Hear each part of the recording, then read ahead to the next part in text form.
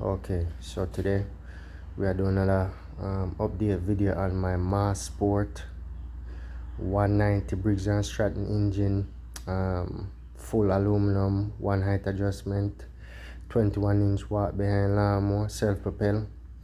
So couple of things I'm going to touch upon today. Springtime, so the grass will start rev up now.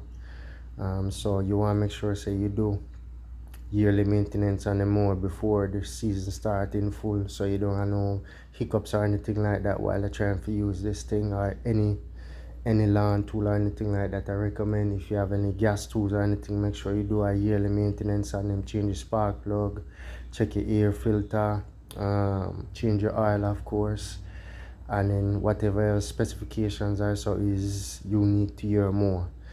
And then on top of that, we're going to talk about two things about this more that starting to have issues with. So the level or height adjustment, whichever you want to call it, these here that are adjustable by pulling these, and then you pick whichever position is comfortable for your hands. And mine, I find that in the middle of running the lawnmower, these teeth, which are plastic, they're actually starting to slide out of place, causing it to be a very uncomfortable, unsafe situation, especially if you're on a slope or anything like that. So today I'm going to try and actually eliminate right here and see if we can find some way to basically stuck in a place, you understand? So over here, this I'm look rig up for the other issue I was having, how the original lines are run. If you're moving this level back and forth by adjusting this to make it for storage or whatever you use the adjustment for, the lines actually crimp on here and then also on the body, causing the rubber to expose itself and actually cut into the wires and expose them, which can cause damage, and then it won't operate properly after a while. And then also, of course, these levers here, which are used for the run and the self-propel system, is not very comfortable at all. So I must say, this is my system of doing it. Here I have my baby toy, and I basically attach this arm and pull it in and just make the baby toy hold it in place. So back to the mower. So one of the things that you always need to check is your air filter. As you can see up here, you have two signs. One is loosen and then the other one is tighten, and then over here loosen and tighten. So what you want to do, if you have it in a tight position, you turn it to loosen, do the same one like that, and then you pull up and it come right off. So put that cover to the side, and then here's your air filter. Here's the reference number if you are going to replace it. And then, as I say, you always want to check it regularly or once a year. So as you can see, there's a lot of dirt and debris in here, so it definitely needs to be cleaned and serviced. So as you can see, it's full of mucka and dirt. And then on the surface of the air intake, you see there's a lot of debris on there as well. So if you go and change it, here's the reference number you can go to the store with. You can order it from Amazon.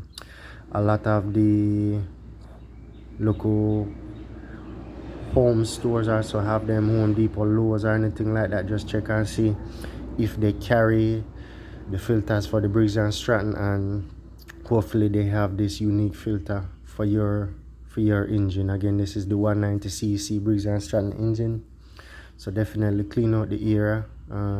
Make sure there's no debris down in the intake hole, because that will mess up your engine after a while. And then over here is where you have your spark plug. When changing out your spark plug, there's different brands: NGK, Bosch, Autolite, all kind of different ones. So the socket size for those actually changes, so I cannot give you a definite size for what it is. The ones I've come across so far, NGK, there's another brand, I think it's E, something with a E, and the size differ from 17 to 19. So that one is going to be manufacturer spark plug specified, but all of them basically thread into the block the same way. All of the threads going to be the same. Just make sure so you have the right one. Then of course over here is your dipstick. So you want to change your oil to once a year or whatever. Usually now me use the same oil I put in on my vehicle, the 1030, and it seems to be running fine. Other than that, as me say, pretty solid more. I like the body better than the steel bodies also, because they actually last a little bit longer. They don't rust. As you can see, get a little scuff up. But if that was another steel body or something, it would actually start rust and deteriorate a lot faster than the full aluminum body. Costs a little bit more, but it's worth it in the long run if you're trying to keep something for longevity. So again, if you have any questions or not like that, shoot me a little message. Hopefully this kind of give you a little help with anything that you might be wondering about. Also, if you have any input about these, give me a shout out as well. Or if you have a fix for any one of these little issues so far, give me a shout out. So until next time, keep fixing.